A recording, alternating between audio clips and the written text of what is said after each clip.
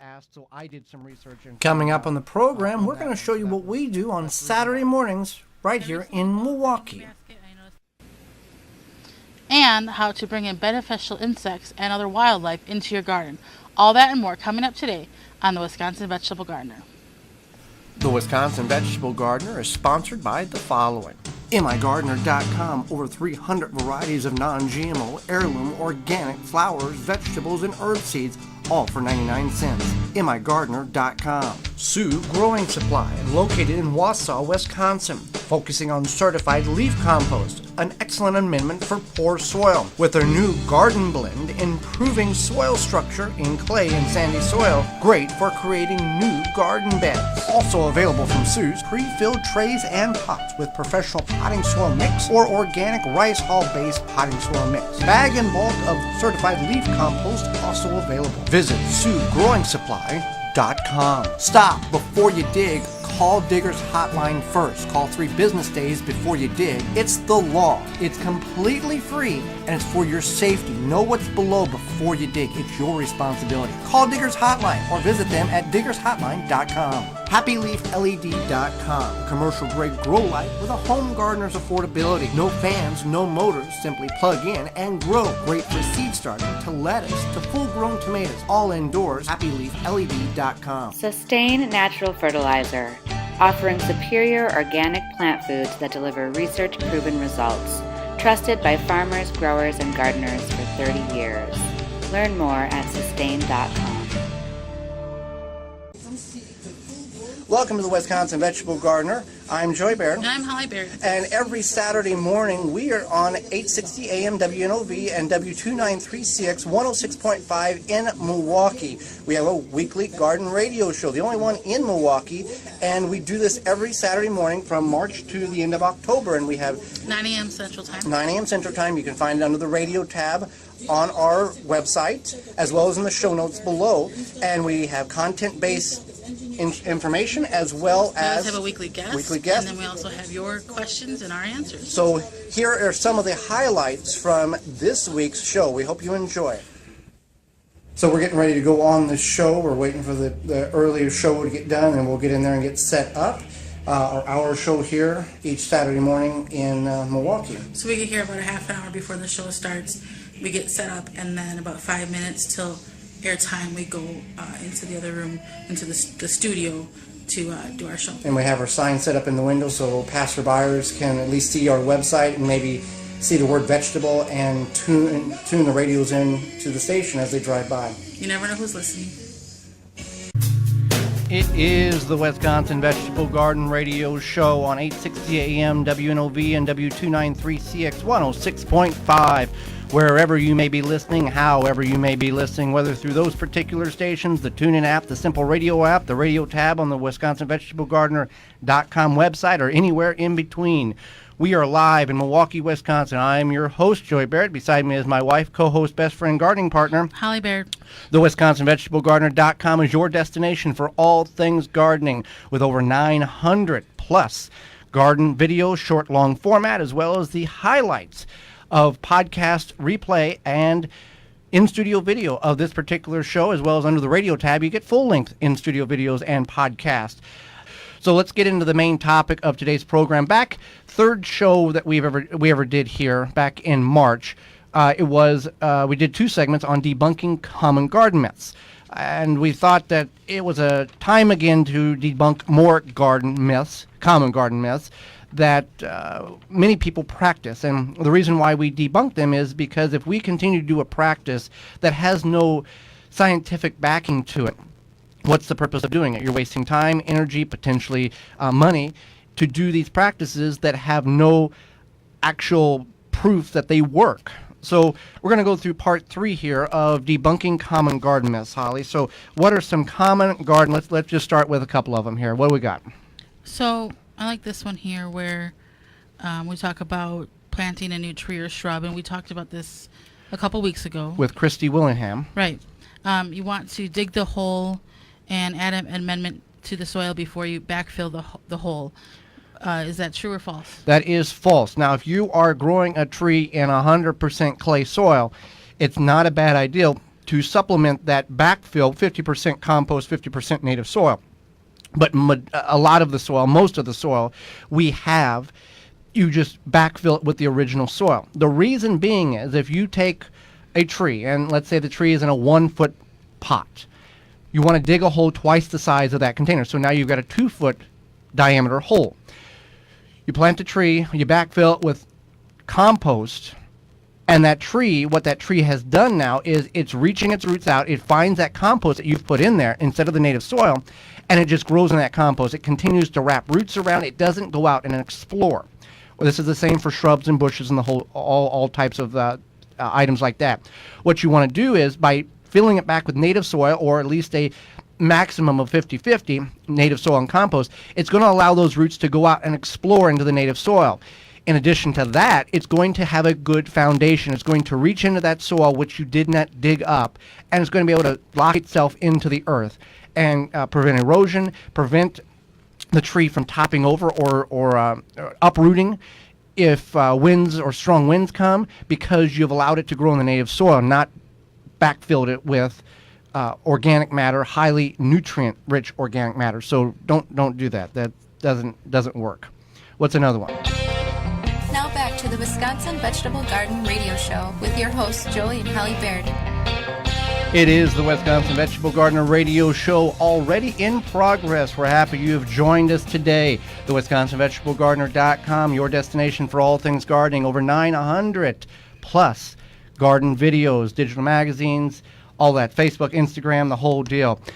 Well, have you ever been to a farmer's market? If you haven't, there's a number of farmer's markets around. We're going to go through items or information that will be very helpful to you. And if we would have known before we would have went to our first farmer's market, it would have helped us as well. So let's talk about where first of all, where can people find where farmer's markets are, Holly? Because they're like everywhere. Just throw a rock and you're going to hit one. Right. So there is... there's a few different places. One, there's this thing called the Farm Fresh Atlas that's floating around. It's actual paperback material. Paper material, and you can find not just farmers markets, but I believe there's like CSAs listed in there where you can find fresh eggs, all sorts of stuff. So that's one option where you can find that. Otherwise, if you go to localharvest.org, you can find farmers markets and other fresh farm things. Not just in Milwaukee. That's just nationwide. Right. You can find anything from eggs to meat to all sorts of stuff. So that's one as well. Otherwise, you can ask your friends and family, neighbors. A lot of them know where farmers markets are. Otherwise, just a good online search. If most communities have them, they are increasing every year. And so it's definitely something to look into. Personally, I know if you're looking for a large farmer's market, West Dallas has a large one. And Stacy Tornio is originally from Oklahoma, but now is a Wisconsin resident. She's a master gardener, a plant enthusiast, and has more than 10 books to her name. She's passionate about getting everyone involved in the garden, including children. One of her most popular books is Plants You Can't Kill. Welcome to the program, Stacy. Thank you, guys. I heard you talking about Bloomels. That's like 5 minutes from my house. Well, there you go.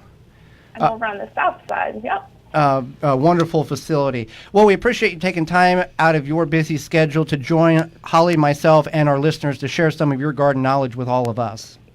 Yeah, absolutely. I'm very excited to be here. You're very passionate about getting kids into the garden. We agree with that. We have a niece and a nephew that's very avid. Apparently, they believe that I live in the garden. I'm not really sure where they get that impression at. But why is it important to you to inspire this, or why do you inspire this so strongly? You know, I just think it's so important that kids know where things come from. And so, like, knowing where your food comes from, it's shocking how many kids don't realize that, you know, that food is grown from the grounds and it's not just from the supermarket. And so it's something, you know, I have 2 kids, and it's something that I've done with them since they were really little. Like, I'll give them a little space in my garden, and I'll say, you know what, you can grow whatever you want in that space. And to give them that little bit of, like, authority has just really worked out really well. They love gardening. It's helped them kind of take ownership themselves. And it teaches them, like, failure, too, because not everything they put in the ground is successful. Oh, for sure. We're on break right now, and we video all of our in-studio videos, and that can be found on the radio tab on the website. Here's just one of the 3 cameras that we've currently got running. We're doing a little experiment with 2 cameras in one spot. But you can find this show in the show notes below, as well as these are all in podcast form as well, in short and long format. It's that simple. Family owned and operated. Now back to the Wisconsin Vegetable Garden Radio Show. We are the only garden radio show in Milwaukee, produced in Milwaukee. I know there's a station on the FM side low that pumps in some stuff from Madison. But if you're the only one, can you be number one? Yeah. Okay, so we're the only one, we're number one. Yeah. So that works. With your hosts, Joey and Holly Baird. It is the Wisconsin Vegetable Gardener Radio Show, the WisconsinVegetableGardener.com, your location for all things gardening, 900 plus videos, Instagram, Twitter, Facebook, and a whole lot more. If you've got a question, you can certainly call into the ivorganics.com hotline to have that question asked, and we will have an answer. Other ones. This one came on YouTube because of the video we put out this past week. Can I replant radishes now, or do I need to wait until fall? You want to wait until fall now. Now we're past the point of spring radishes. Right. Now you can plant them and make them go to seed right away and eat the green pods. They taste like radishes, the radish bulb. You can do that if you want to do that. We're letting some of our radishes go to seed for that particular reason, and there are some varieties in which they will strictly grow the seed pods for edible consumption and not produce a bulb. So you can do that, but wait until, these take 30 days to reach maturity, so wait until it gets cooler and the days get shorter before you go ahead and plant more radishes. You can certainly do that in the fall. Right. Yes. Until next week. I'm Holly Baird. And I'm Joey Baird, and we will see you in the garden. Okra is a plant that is relatively referred as a southern growing plant, but it can be grown here in the north, zone 5A for us. Now, you want the soil to be about 65 degrees Fahrenheit consistent. They really like warm soil. And I will caution you, okra is not a recommended crop to grow in a container because of its long taproot. It will take 50 to 60 days to reach a mature state, and it will produce for 10 to 12 weeks following that. What we've done here is created a small 1-row bed for the okra. We've got kale, and we've got cabbage and Brussels sprouts. We had some cabbage here that didn't do well, so we're replacing it with okra. I've worked the soil, weeded it, and I've added some compost on top. Now I'm just going to do a furrow. Now the seeds want to go at least 1 inch is what it's recommended. If you go 1.25 inches, 1.5 inches, 3/4 of an inch, it's not that detrimental to the seed. You just want to make sure it's about 1 inch deep, and then you can go ahead and plant your seed. It's not scientific. The seed will grow no matter if you're up or down on that depth. One thing you can do with your seeds to help speed up the germination process is, one, you can start them indoors prior to your warm temperatures in a peat pot, because you don't want to transplant them because the roots are too tender or sensitive. You can also direct sow, as we are going to, and you could also pre-soak your seeds for about 24 hours, 12 to 24 hours in water, or you could use milk. That milk will help break the seed coating on the actual okra seed and accelerate the germination process. We're going to space these 12 inches apart is what it said. We're going to go about every 6 and then thin them out to make sure we actually have some okra. And then when it gets time to harvest, we'll explain the procedure there. And if you're doing multiple rows, you want to go 3 foot apart. You could probably squeeze a little tighter than that, but these things will get towering and kind of like a small tree and produce a lot of okra's pods there. So just want to, again, I'm going to go every 6 inches, and then I will thin them out as they emerge. And they should come up in about 14 days, somewhere in that range. And we'll just cover them up. I do want to add some fertilizer, but I'll do that on after I cover the seed slightly. I'll put a little soil on top of the seed. And we do have compost there, so that helps. And then I'm just going to sprinkle a little fertilizer on top and then finish covering the row. So if you've never grown okra, do buy some. It's not going to be as wonderful as homegrown before you take the effort or purchase the seed to grow it in your garden. and then find out if it is good or not. And we're growing Clemson spineless okra. There are, and that's a green pod, there are some ruby red pod varieties available also.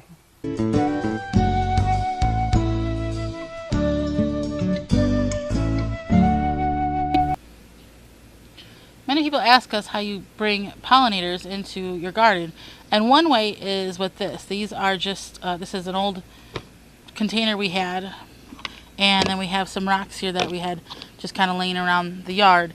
And what you want to do is you want to place in the container.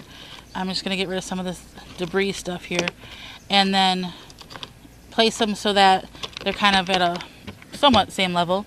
And then you just take some water and you're just going to pour it in there,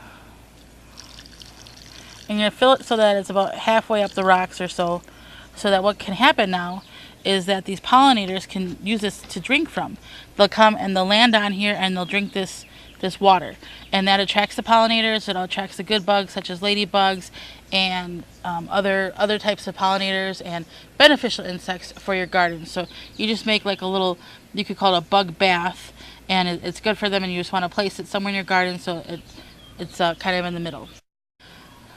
Now, since this is technically considered standing water, this could attract mosquitoes, but it's not on a large scale, so you don't necessarily have to worry about that. If you had like old tires or something in your garden collecting water, that would be more of a concern than just a small container with a few rocks and water in it. So this is a bird feeder that we have hanging from our trellis here in the garden, and it's going to be nice because it attracts birds. And birds will do things like they will pick off the tomato hornworms if there are any on your tomatoes, anything that's causing problems. They're going to come here to feed, then they're going to look around, they're going to see that. So we just have it filled with some regular bird seed. It's in there, and so we have this bird feeder, and then we also have a bird house. Now, a lot of people don't like to think about attracting birds to their garden because they're afraid that the birds are going to poke holes in their tomatoes. When birds do that, they're just doing that because they're thirsty, they need water. So you can incorporate a bird bath into your yard, or even that bug bath that I made, they could also drink water from too. So make sure you're checking that daily. Thanks for watching. Join us next time for more organic gardening and home food preserving. I'm Holly Baird, and this has been the Wisconsin Vegetable Gardener. For more information, please visit thewisconsinvegetablegardener.com.